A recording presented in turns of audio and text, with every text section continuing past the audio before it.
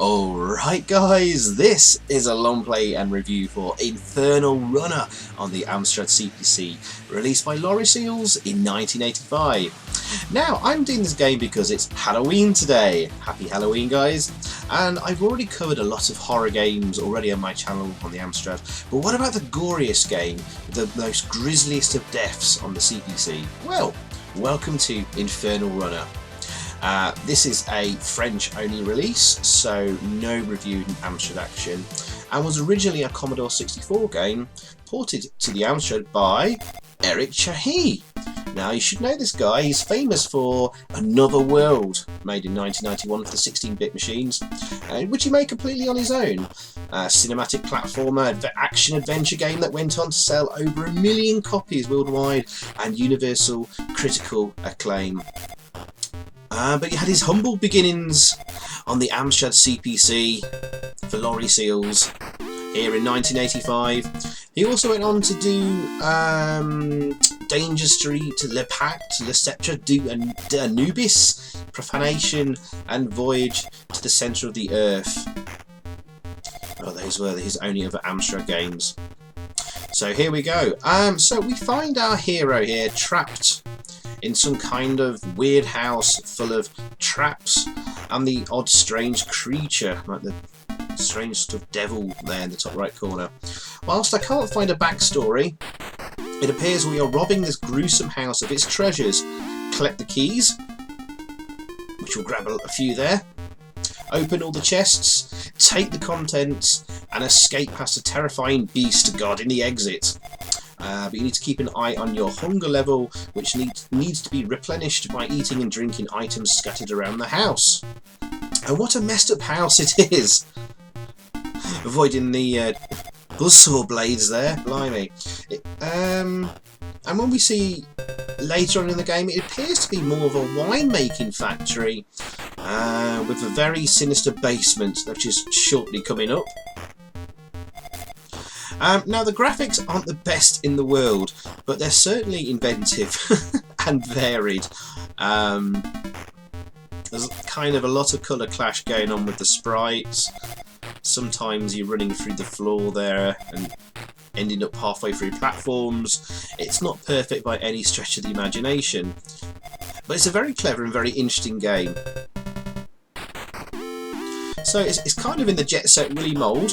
However, there's more to it than that, and I think it's like all the grisly deaths and traps and gore and stuff, which you won't see just yet, that make this game kind of special in a lot of people's hearts. Not many of you in the UK may have heard of this one. It was certainly very popular in France. But hopefully I'm giving it some attention to my UK friends and stuff here. Now, as I just mentioned, we're going to do this long play, completing it without dying and avoiding all the traps and monsters. But at the end of the video, I've done a compilation of the best deaths, so look out for that at the end. This is quite a difficult platformer. It's quite a small, actually, game, quite a small map, quite a small house or factory, whatever you want to say. But most of the screens require some planning, forethought, and some quick reactions as well. Otherwise, we would have been roasted alive there if we hadn't moved very quickly when we came onto that screen.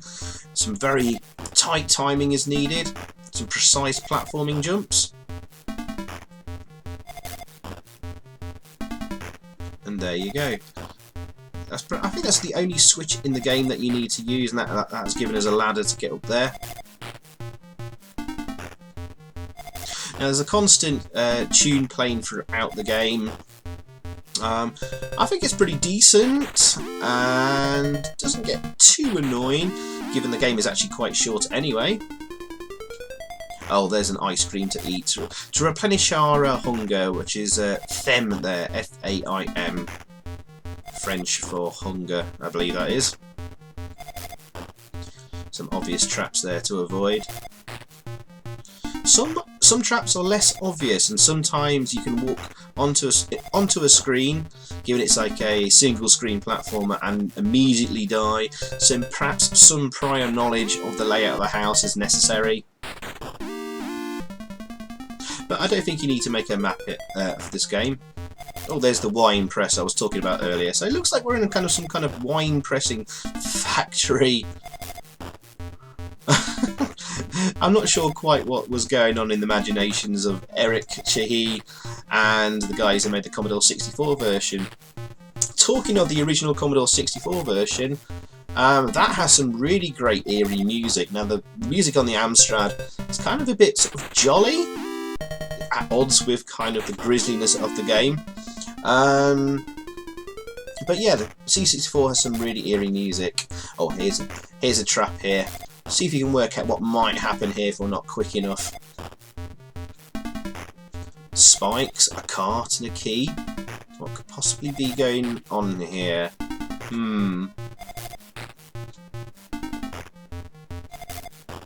Oh, there we go. Narrowly avoided that there, shouldn't have jumped. Anyway, so on the Commodore 64 version, graphics arguably are better.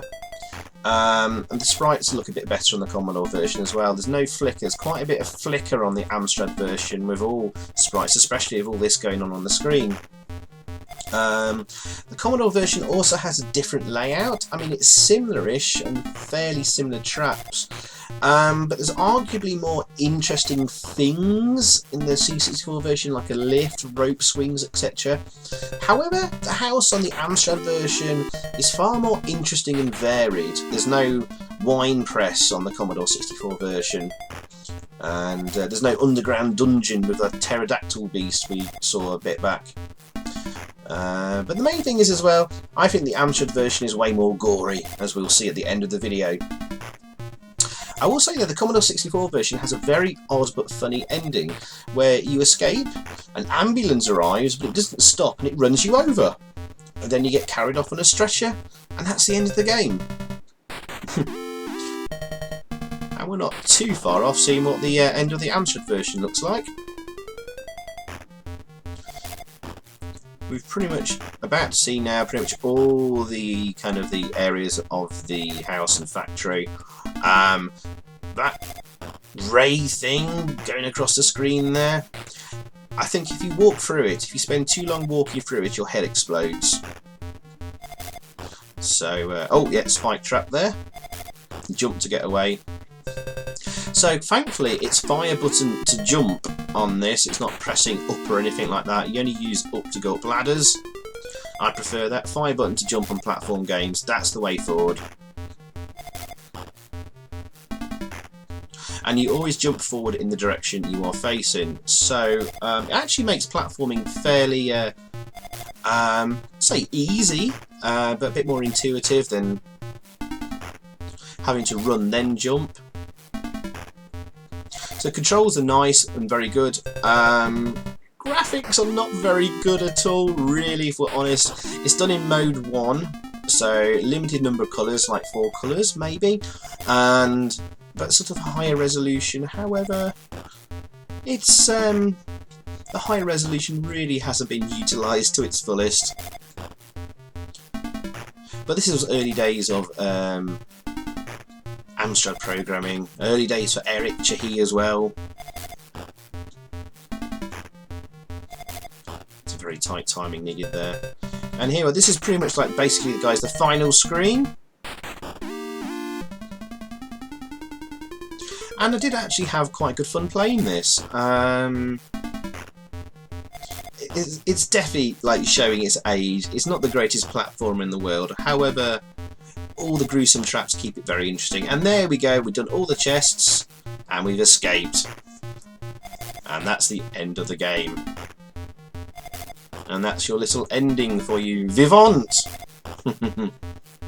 So as a review score, guys, I've been a bit generous and giving it a 7 out of 10. Bit generous, but I kind of enjoy this one. So guys, we're going to take a look now at all the, at least my favourite traps and deaths in the game. So here we go, here's a little compilation for you. First couple of deaths really can happen on the first screen. Get roasted alive. Pretty standard stuff. Go off in a puff of smoke. Oh, there was the trap that we narrowly avoided. See what happens. Hey! All the blood's there. Oh yes, your head's just exploded and popped off, and your body exploded afterwards. Another spike trap there. Lots of blood. Lots of blood there too. That's the devil beast throwing a pitchfork at you. The pterodactyl monster. Another spike trap there. Rough floor that gives way. There's the wine press. Don't fall in the wine press, obviously. Splat. I'm not sure I've seen any of... Oh, there's a vat of acid as well there. I'm not sure I've seen any other... Oh, this one's my favourite, actually. Splat. I was about to say, I'm not sure I've seen any other game on the Amstrad have more blood per sprite size than this one. Can you name a gorier game, maybe? I have a feeling there may be a couple out there. But there we go, guys. So there you go, that's all the grisly deaths and stuff. I hope you enjoyed that. That was Infernal Runner. Thanks for watching, happy Halloween, and see you all again very soon. Cheers, goodbye. So thanks for watching, guys. I hope you enjoyed that. If you did, please click a like below, leave a comment, and also subscribe if you haven't already. And over that way, there's another video for you to check out. Zypho, out.